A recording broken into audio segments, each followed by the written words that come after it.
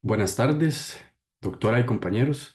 Yo soy Javier González, interno universitario de la Universidad Autónoma de Centroamérica y el día de hoy les voy a hablar de la enfermedad de Lyme.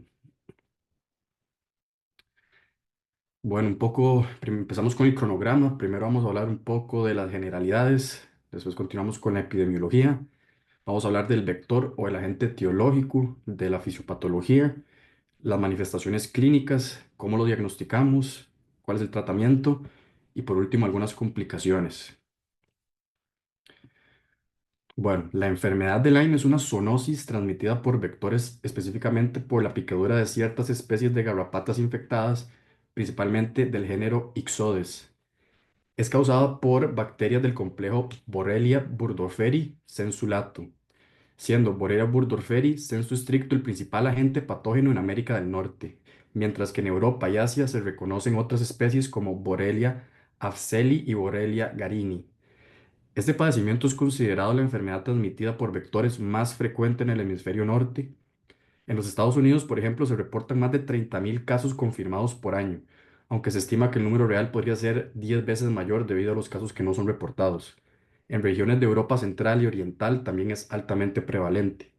En Latinoamérica y el Caribe, aunque su incidencia es mucho menor, se han documentado casos aislados en países como México, Colombia, Brasil y posiblemente Costa Rica, aunque en nuestro país tiene muy baja frecuencia y no hay brotes endémicos confirmados. La importancia médica de la enfermedad de Lyme radica en su potencial para afectar múltiples sistemas del cuerpo humano, incluyendo la piel, el sistema nervioso, el corazón y las articulaciones.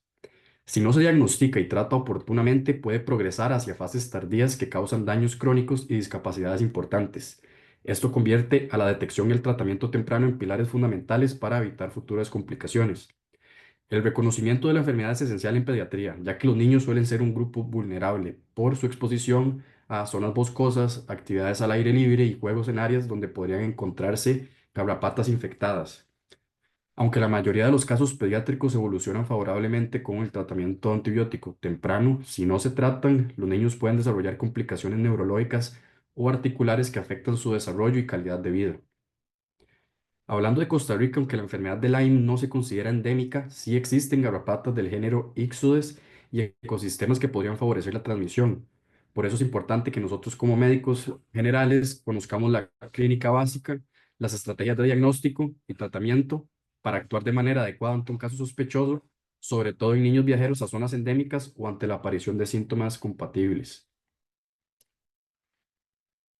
Hablemos de la epidemiología. Bueno, la enfermedad de Lyme es reconocida como la enfermedad transmitida por garrapatas más común del hemisferio norte.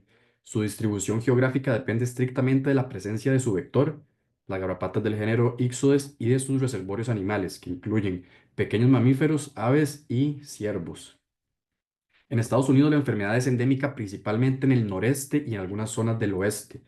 Según datos del CDC, cada año se reportan más de 30.000 casos confirmados, pero estimaciones recientes sugieren que el número real de infecciones podría superar los 470.000 casos anuales debido a subregistros o diagnósticos tardíos.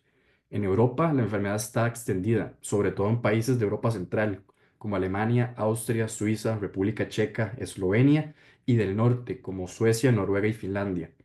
En Europa se estima una incidencia anual de 65.000 a 85.000 casos en el continente, según la ECDC. Y en Asia se han reportado casos principalmente en China, Japón, Corea del Sur y en Rusia. Aquí las cepas circulantes son un poco más distintas, predominando Borrelia garini y Borrelia afzeli.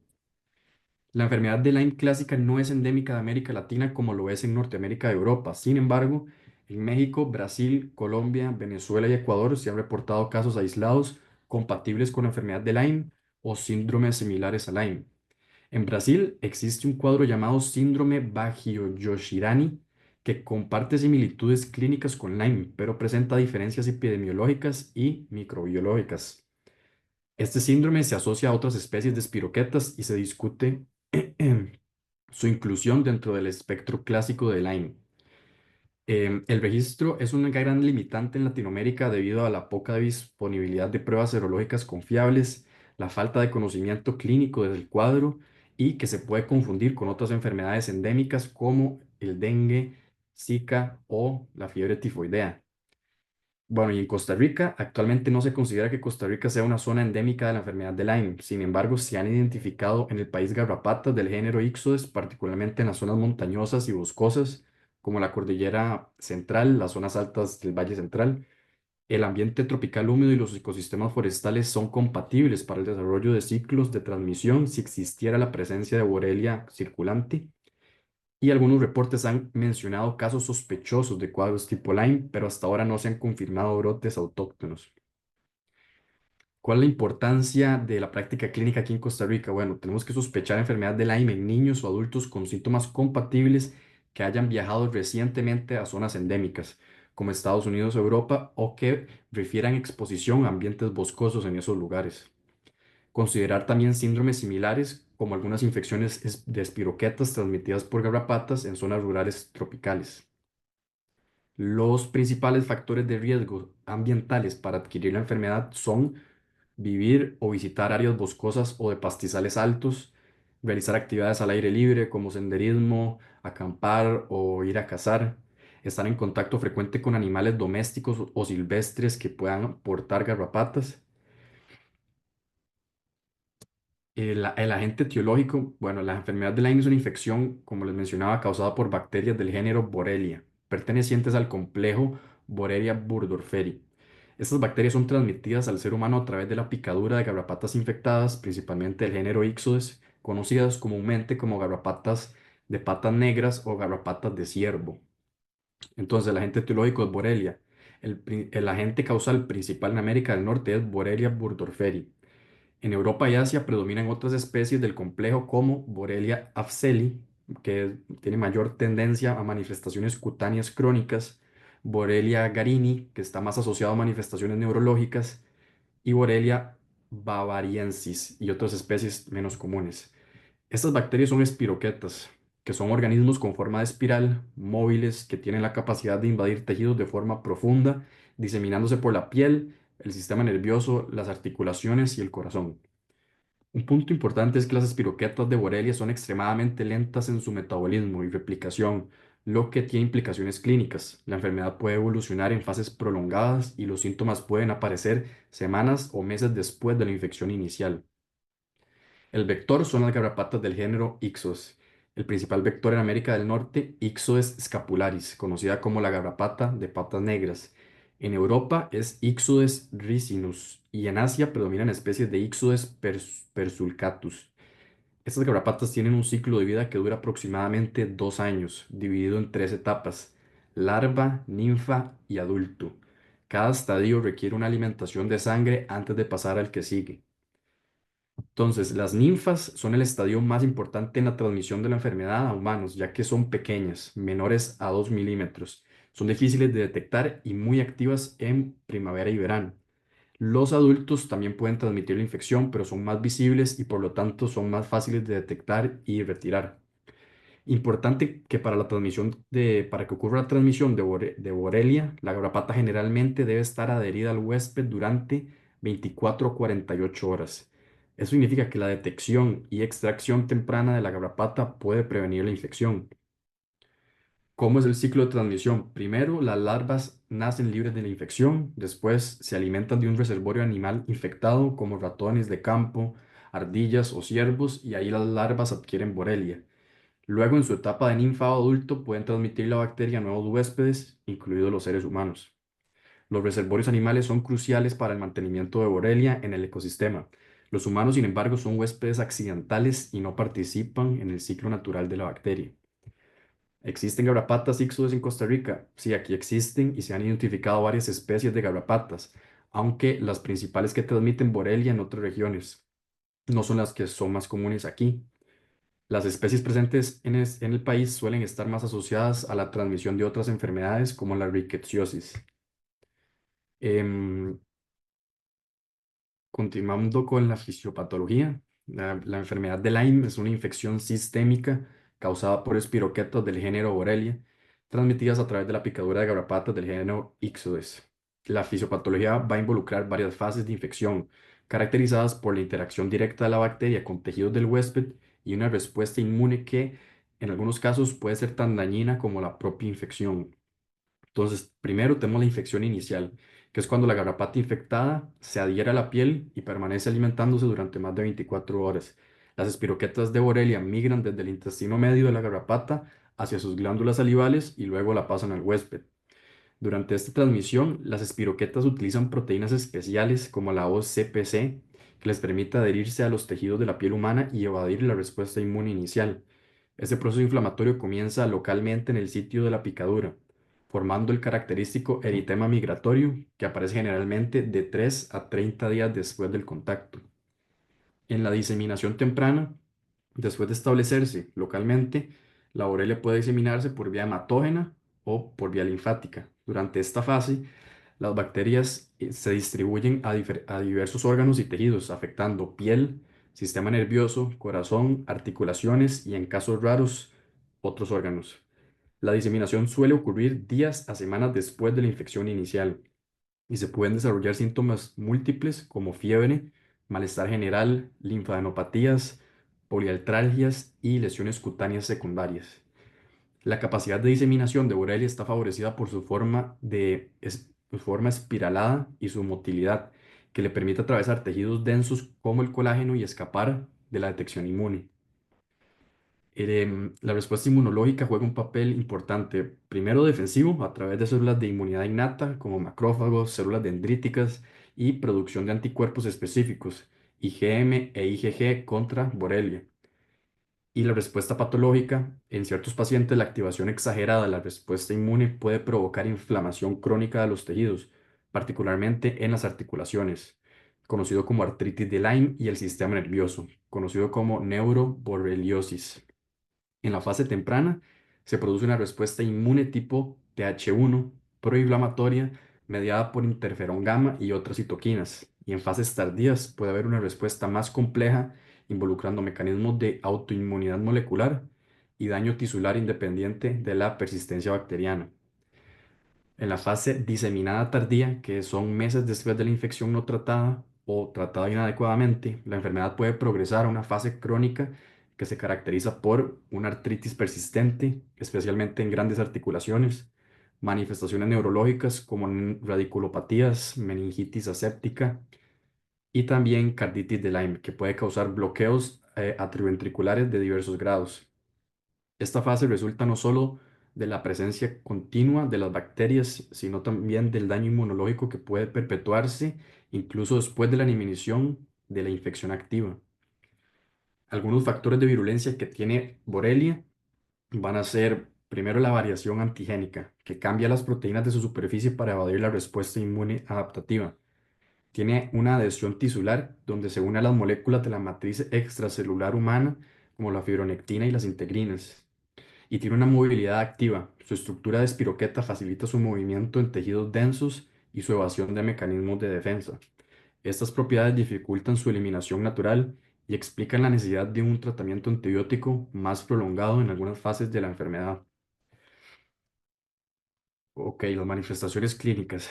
La enfermedad de Lyme va a tener una clínica muy variada, que evoluciona en diferentes fases si no se detecta y se trata de forma oportuna.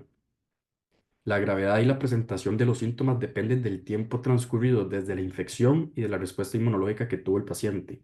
Se va a clasificar en tres fases clínicas: la localizada temprana, la diseminada temprana y la diseminada tardía o crónica. Primero, en la fase localizada temprana va a ser de días a semanas después de la picadura. Esta fase corresponde a la infección inicial en el sitio de entrada de la bacteria.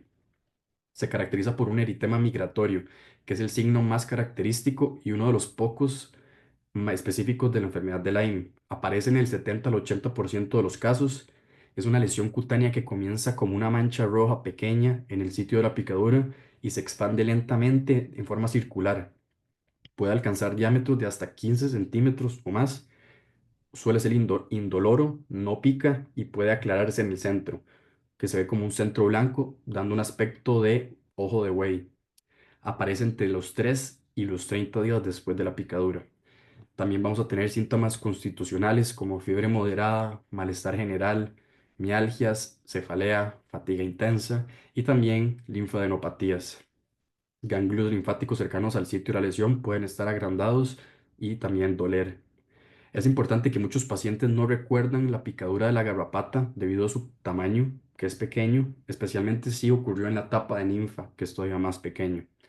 Después tenemos la fase diseminada temprana, que es de semanas a pocos meses después. En esta fase las bacterias se diseminan por vía hematógena a los diferentes órganos. Las manifestaciones clínicas van a ser el eritema migratorio múltiple, a donde aparecen nuevas lesiones cutáneas similares al eritema migratorio original, pero más pequeñas y diseminadas en diferentes partes del cuerpo. Pueden haber manifestaciones neurológicas, que se conoce como la neuroborreliosis temprana, em, y son la parálisis facial periférica, puede ser unilateral o bilateral, una meningitis aséptica, que caracterizada por rigidez de nuca, cefalea, fiebre sin bacterias en líquido cefalorraquídeo, también radiculoneuritis, que es un dolor radicular tipo eléctrico o urente, punzante en extremidades o en el tronco. Estas manifestaciones son más comunes en adultos jóvenes y en niños. También tenemos la carditis de Lyme, que aparece en un pequeño porcentaje de pacientes y se manifiesta como un bloqueo atrioventricular de primer grado, de segundo o de tercer grado. También puede ser una bradicardia sinusal y también se pueden sentir palpitaciones o experimentar síncopes. En casos más severos puede causar muerte súbita si no se reconoce a tiempo. Otra manifestación clínica son las artralgias intermitentes en diferentes lugares y también hay síntomas oculares como conjuntivitis leve e inflamaciones más severas como uveitis, pero son menos frecuentes. En la fase diseminada tardía o crónica, que es de meses a años después, donde si la infección no se trata, puede evolucionar a manifestaciones más severas, como la artritis de Lyme, principalmente en grandes articulaciones como la rodilla, se caracteriza por hinchazón marcada, con poca limitación del movimiento y un dolor relativamente moderado. Suele ser intermitente con episodios que duran de semanas a meses. En la neuroborreliosis tardía tenemos neuropatías periféricas, alteraciones de la memoria y de la concentración, depresión, irritabilidad y alteraciones cognitivas. También tenemos la acrodermatitis crónica atrófica. Esto ocurre más en Europa, donde hay cambios inflamatorios y atróficos en la piel de las extremidades. Algunas manifestaciones clínicas que son más comunes en niños van a ser el eritema migratorio, que suele ser el hallazgo más frecuente, aunque a veces pasa desapercibido si es muy pequeño o está en zonas que normalmente están cubiertas. También tenemos la parálisis facial periférica, esta es más frecuente en adultos. La meningitis linfocítica puede ser la primera manifestación neurológica y la artritis de Lyme, que es menos frecuente en niños pequeños, pero puede ser la primera manifestación en niños de edad escolar o adolescentes. También vamos a tener fatiga persistente, irritabilidad, cambios en el estado de ánimo. Estos son síntomas que ocurren normalmente después de la infección. Importante que en niños con parálisis facial inexplicable o una meningitis linfocítica no bacteriana, siempre debemos considerar la enfermedad de Lyme, especialmente si han estado en alguna zona de riesgo. Em, en esta imagen podemos ver un poco el eritema, que es como un ojo de buey, algunos síntomas que les mencioné, como dolores de cabeza, dolores musculares, rigidez de cuello, fiebre y escalofríos. em, Hay una erupción con una forma de mancha roja y plana o ligeramente elevada en el sitio de la picadura, a menudo en un área clara en el centro.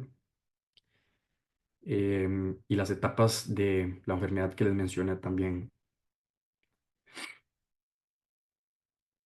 Continuamos con el diagnóstico.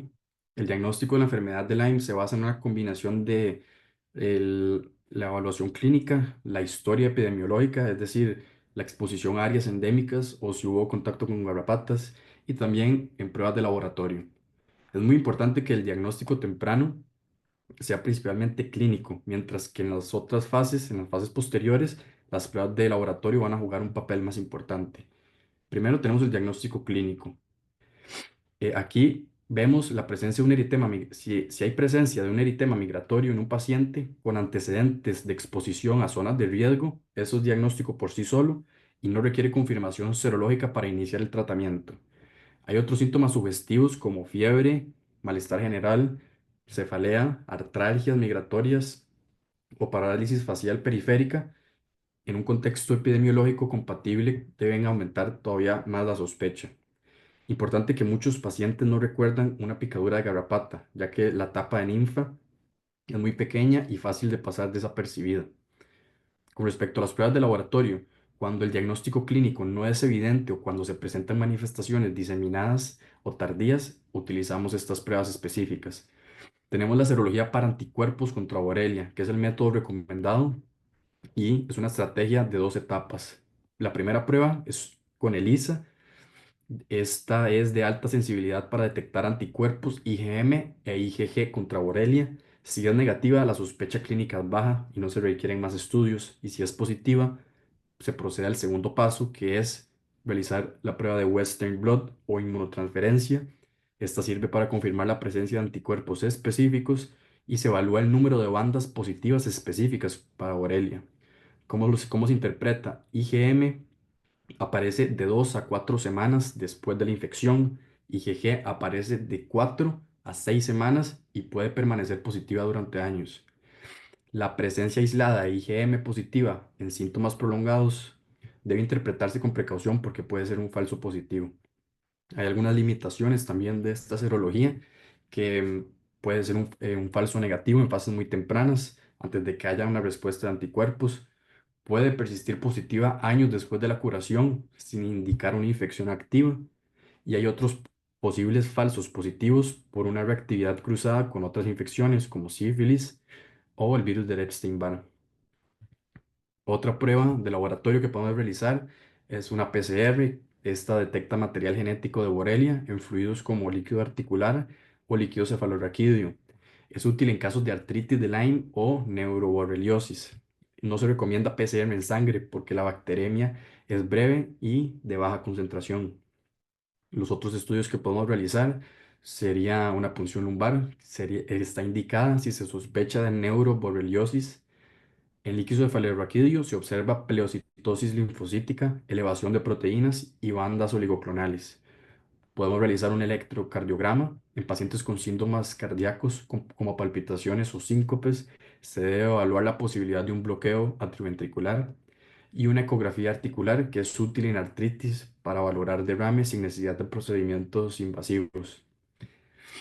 Y como toda patología, también es importante conocer el diagnóstico diferencial.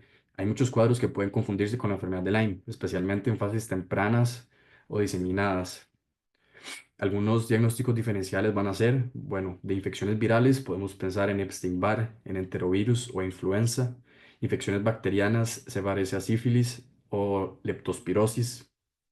De las enfermedades autoinmunes, lupus, artritis idiopática juvenil, meningitis bacteriana o viral, en casos de síntomas neurológicos, parálisis facial idiopática o parálisis de Bell, una artritis reactiva, síndromes febriles tropicales como dengue o Zika que pueden simular el inicio de la enfermedad.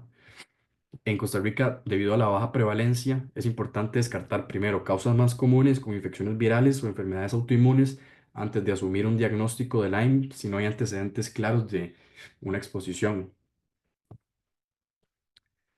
Con respecto al tratamiento, el tratamiento de la enfermedad de Lyme depende de la fase clínica en la que se encuentre el paciente, del órgano o sistema afectado y de la edad del paciente. La base del tratamiento es el uso de antibióticos, que han demostrado ser muy eficaces si se administran de forma temprana. El objetivo principal del tratamiento es eliminar la infección activa, prevenir la progresión de la enfermedad y evitar las complicaciones.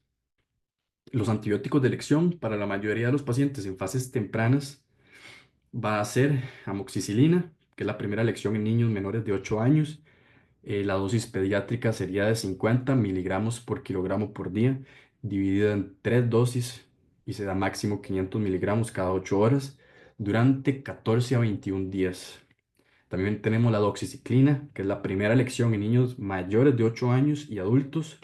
La dosis pediátrica es de 4,4 miligramos por kilogramo por día en 2 dosis divididas y se da máximo 100 miligramos cada 12 horas. La duración de 10 a 21 días dependiendo de la presentación clínica.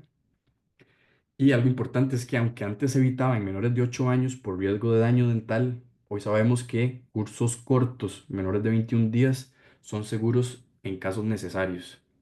Otra opción es la cefuroxima acetilo, que es una alternativa si hay alergia a penicilinas, en dosis de 30 miligramos por kilogramo por día en dos dosis divididas. Se da máximo 500 miligramos cada 12 horas y con una duración de 14 a 21 días. Ahora también tenemos el tratamiento según su presentación clínica. Si tenemos una enfermedad localizada temprana, es decir, eritema migratorio único y no hay complicaciones, podemos usar doxiciclina, amoxiciclina o cefuroxima por 10 a 21 días. En la mayoría de los casos, esto es suficiente para erradicar la infección. Si estamos ante una enfermedad diseminada temprana, es decir, ya hay neuroborreliosis o una carditis leve o eritemas migratorios múltiples, igual que el tratamiento para la enfermedad localizada, pero prefiriendo la doxiciclina en mayores de 8 años por su mejor penetración al sistema nervioso central. En la neuroborreliosis con meningitis o ya hay afectación un poco más severa o en carditis grave, debemos hospitalizar y poner ceftriaxona intravenosa en dosis de 50 a 75 miligramos por kilogramo por día en una dosis diaria em, y una duración de 14 a 28 días. Alternativas a esto, penicilina G intravenosa o cefotaxima intravenosa. Y cuando tenemos una enfermedad tardía, es decir, ya tenemos artritis persistente o ya es una neuroborreliosis crónica, la primera línea es iniciar un ciclo oral de antibiótico con doxiciclina o amoxicilina por 28 días. Si no hay respuesta, tenemos que considerar la ceftriaxona intravenosa. Ahora, hay consideraciones especiales en pediatría. En niños menores de 8 años, la amoxicilina es la primera opción, a menos en casos de afectación neurológica o en una afectación cardíaca un poco más grave, donde se prefiere un tratamiento intravenoso. El uso de doxiciclina es aceptable en niños mayores de 8 años, incluso en lactantes, en situaciones graves, siempre que el beneficio supere el riesgo. Y siempre se debe garantizar la adherencia completa al esquema de tratamiento para evitar recaídas o evitar complicaciones. También tenemos tratamiento sintomático con analgésicos como paracetamol y ibuprofeno para la fiebre, para el dolor muscular o dolor articular, un reposo relativo, especialmente en casos de carditis o artritis, y siempre seguimiento cercano para vigilar la resolución de síntomas o la aparición de secuelas. Ahora voy a hablar de algunas complicaciones.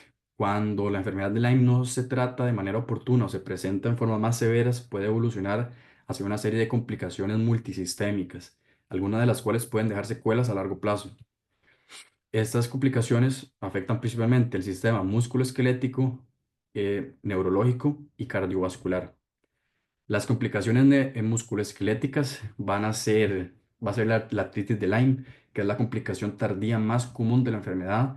Se manifiesta como una inflamación articular importante, principalmente en las grandes articulaciones, como la de la rodilla, que es el sitio más común, pero también puede ser en tobillos, en el codo y hombros también. Las características va a ser un derrame articular visible, puede haber dolor y puede ser intermitente o persistente. La mayoría de los casos responden bien a tratamiento antibiótico y en algunos pacientes persiste inflamación articular tras la erradicación bacteriana debido a los mecanismos inmunológicos. Las complicaciones neurológicas tenemos la neuroborreliosis tardía. Puede desarrollarse semanas o meses después de la infección primaria. Las manifestaciones van a ser radiculoneuritis crónica, que es un dolor radicular persistente, neuropatías periféricas como debilidad y hormigueo, meningoencefalitis crónica, esto es muy raro, alteraciones cognitivas también, como dificultad para concentrarse, pérdida de memoria, trastornos del sueño. En niños, las secuelas neurológicas son menos frecuentes, pero pueden incluir también cefalea crónica o trastornos del estado del ánimo. Dentro de las complicaciones cardíacas tenemos la carditis de Lyme. Ocurre aproximadamente en un 4 al 10% de los pacientes que no se traten. Las manifestaciones clínicas van a ser un bloqueo atrioventricular de primer, segundo o tercer grado. También puede ser bradicardia y palpitaciones, mareos o síncope. La importancia clínica en bloqueos atrioventriculares severos puede ser necesaria la colocación temporal de un marcapasos. Suele responder con tratamiento antibiótico, pero requiere hospitalización para poder vigilar. También tenemos el síndrome post-tratamiento de la enfermedad de Lyme, que es después del tratamiento, adecuado para la enfermedad de Lyme. Algunos pacientes refieren síntomas persistentes por semanas o meses, con fatiga crónica, con dolor articular difuso, dolores musculares, trastornos del sueño y problemas de concentración. Este síndrome no representa infección activa por Borrelia y no debe tratarse con más antibióticos. Su manejo tiene que ser sintomático y multidisciplinario. Y es importante que, aunque genera mucha preocupación en los pacientes, el pronóstico es bueno y en la mayoría de los casos con mejoría progresiva en meses. Y hay algunas complicaciones más específicas en pediatría, como la artritis de Lyme, que es más frecuente que las manifestaciones neurológicas severas. La parálisis facial periférica, que puede dejar debilidad facial residual si no se trata de forma temprana. Y en casos raros, trastornos del aprendizaje o problemas de memoria han sido documentados tras una neuroborreliosis. La rápida identificación y tratamiento adecuado en pediatría minimiza significativamente el riesgo de secuelas no graves. Y para ir terminando, la prevención es una parte crucial en el control de la enfermedad de Lyme, dado que actualmente no existe una vacuna disponible para prevenirla en humanos, aunque hay investigaciones avanzadas. Por eso las estrategias preventivas se enfocan en reducir la exposición a las garrapatas y detectar y remover las garrapatas de forma temprana. Primero, la prevención primaria, evitar la picadura de las garrapatas. La principal medida preventiva es evitar la picadura de las garrapatas infectadas, especialmente en zonas donde el Ixodes es más prevalente, como zonas boscosas, húmedas o con maleza alta. Las principales recomendaciones van a ser el uso de la ropa adecuada, camisas de manga larga y pantalones largos, meter los pantalones dentro de las medias o las botas, usar ropa de colores claros para facilitar la visualización de las garrapatas, el uso de repelentes, evitar áreas de alto riesgo, caminar por senderos bien delimitados, evitar zonas de maleza alta.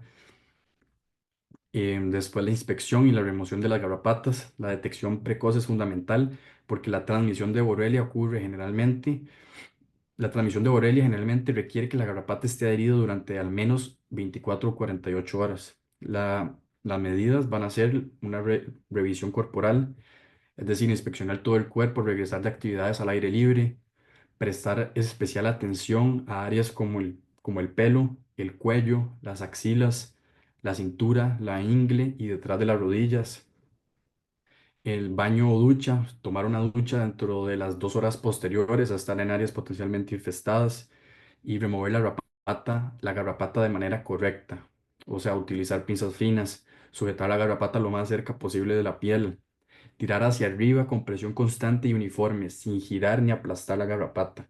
Limpiar el área de la mordedura. Después, no se recomiendan usar remedios caseros como vaselina, fuego o otras cosas para desprender la garrapata. Y tenemos la profilaxis antibiótica postexposición. En algunas situaciones específicas puede considerarse una profilaxis con antibiótico.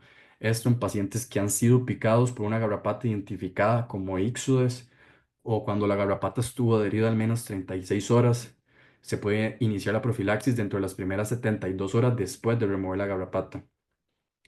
El antibiótico recomendado en estos casos es doxiciclina, 200 miligramos en dosis única para adultos y en niños menores de 8 años, 4,4 miligramos por kilogramo de dosis única. No se recomienda la profilaxis en niños menores de 8 años, en quienes se prefiere más la vigilancia estrecha. Y el estado actual de las vacunas. Actualmente no hay una vacuna comercialmente disponible para prevenir la enfermedad de Lyme en humanos. Existió una vacuna llamada Limerix que estuvo disponible en Estados Unidos entre 1998 y el 2002, pero fue retirada del mercado por baja demanda y controversias. Actualmente se están realizando ensayos clínicos avanzados de una nueva vacuna, se llama VLA15, que podría ofrecer protección frente a varias cepas de Borrelia. Y en Costa Rica, aunque no es una zona endémica, las medidas preventivas más relevantes van a ser para viajeros que visitan regiones de alto riesgo, como Estados Unidos y Europa, áreas rurales o de montaña donde podría existir exposición a garrapatas, aunque el riesgo es menor, y educación en la prevención en actividades al aire libre, como campamentos y senderismo. Esta es la bibliografía y muchas gracias por su atención.